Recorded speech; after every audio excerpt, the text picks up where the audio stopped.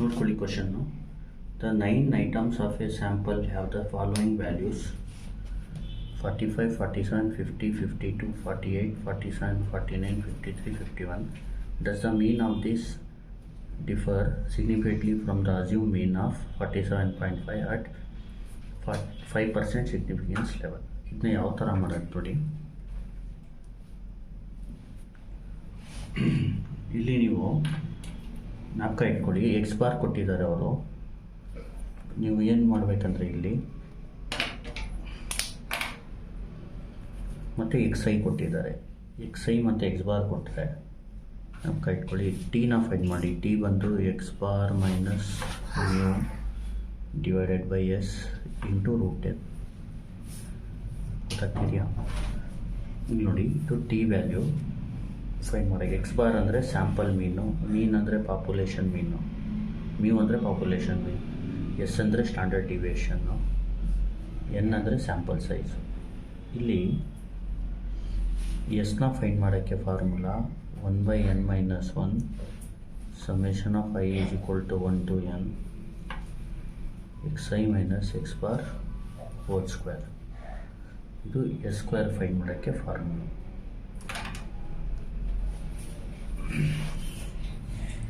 ಇಲ್ಲಿ x bar ಹೆಂಗೆ ಅಂದರೆ, ಇನ್ನು ಇದು ಮೀನು, ಸ್ಯಾಂಪಲ್ ಮೀನು.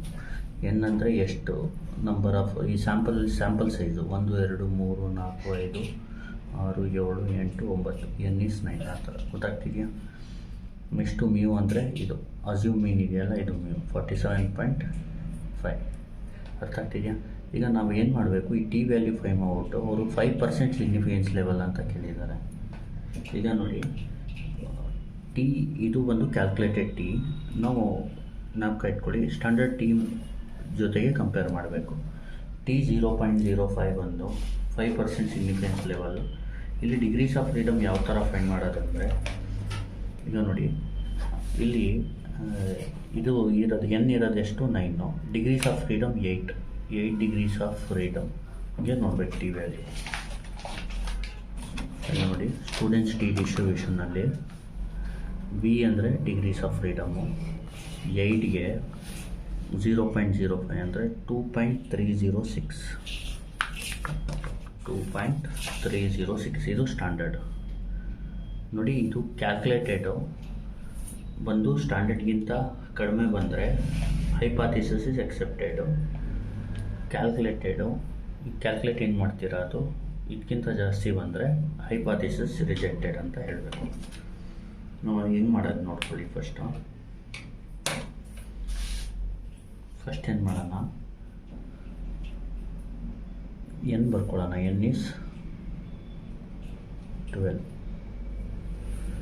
ಆಮೇಲೆ ಮ್ಯೂ ಬರ್ಕೊಳ್ಳೋಣ. ಮ್ಯೂ ಅಂದರೆ 47.5. ಆಮೇಲೆ ಎಕ್ಸ್ ಬಾರ್ನ ಫೈಂಡ್ ಮಾಡೋಣ. ಎಕ್ಸ್ ಬಾರ್ಗೆ ಇದೆಲ್ಲ ಆ್ಯಡ್ ಮಾಡಿಬಿಟ್ಟು ಇದ್ರದ್ದು average 45 plus 47 plus 50 plus 52 plus 48 plus 47 plus 49 plus 53 plus 51 whole divided by 9. ಇದನ್ನ ಕ್ಯಾಲ್ಸಿಯಂ ಮಾಡೋಣ. ನೋಡಿ, 45 plus 47 plus 50 plus 52 plus 48 plus 47 plus 49 plus 53 plus 51 divided by 9. Sorry, N ಎಷ್ಟು 1, 2, 3, 4, 5, 6, 7, 8, 9 ಇದು 9. ಇದು ಸ್ಮಾಲ್ ಎನ್ ಇಸ್ 9. ಇದು ಡಿವೈಡ್ ಬೈ 9 ನೋಡಿದ್ರೆ ಎಷ್ಟು ಬರುತ್ತೆ, 49.11. ಎಕ್ಸ್ ಬಾರ್ನ ಬರ್ಕೊಳ್ಳಿ, 49.11. ಅರ್ಥ ಆಯ್ತಲ್ವಾ? ಈಗೇನು ಮಾಡಬೇಕು, ಲೆಟ್ H0 ಅಂದರೆ ನಲ್ ಹೈಪಾಥಿಸಸ್ಸು ಅಸ್ಯೂಮ್ ಮಾಡ್ಕೊಳ್ಳೋಣ. ದೇರ್ ಈಸ್ ನೋ ಸಿಗ್ನಿಫಿಕೆಂಟ್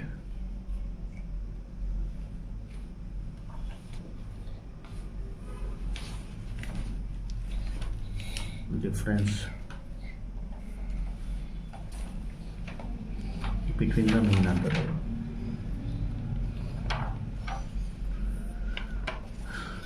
ಈಗ ಎಸ್ನ ಫೈಂಡ್ ಮಾಡಿ.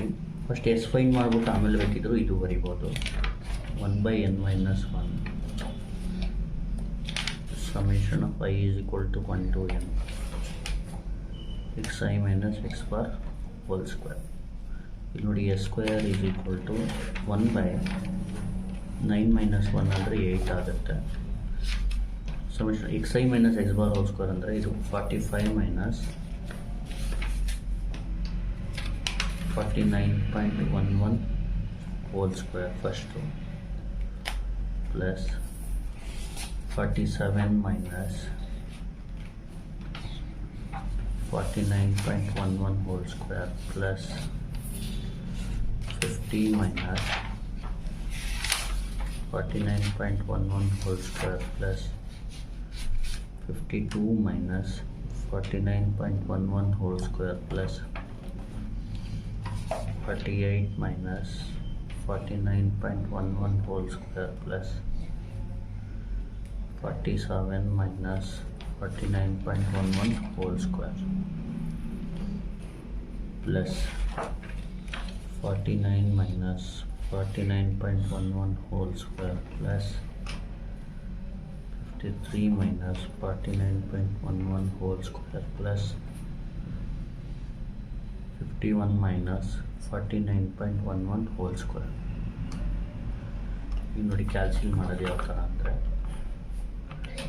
45 minus 49.11 whole square plus 47 minus 49.11 whole square plus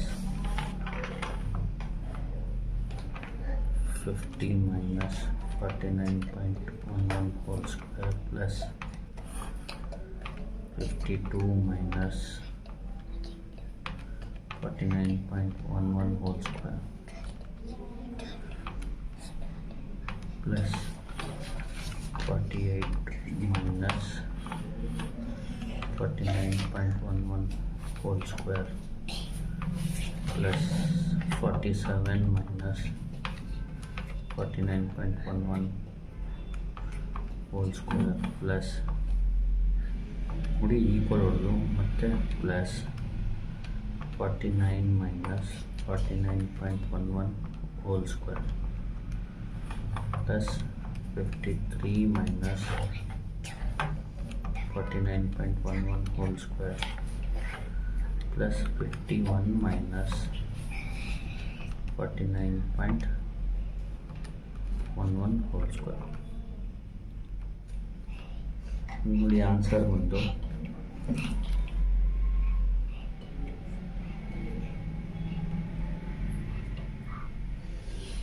ಇಷ್ಟು ಬರುತ್ತೆ. ಡಿವೈಡೆಡ್ ಬೈ n-1 ಅಂದರೆ ಡಿವೈಡ್ ಬೈ 8 ಮಾಡಿದ್ರೆ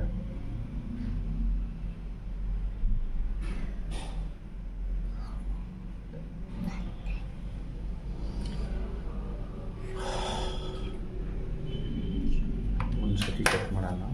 45 minus 15x whole square plus 47 minus 15x whole square plus 50 minus 15x whole square plus 52 minus 15x whole square plus 48 minus 15x whole square plus 47 minus 15x whole square plus 49 minus 15x whole square plus 3 minus 15x whole square plus 51 minus fix value ಬಂದು 49.11 divide by 8 ಮಾಡಿದ್ರೆ 6.8661.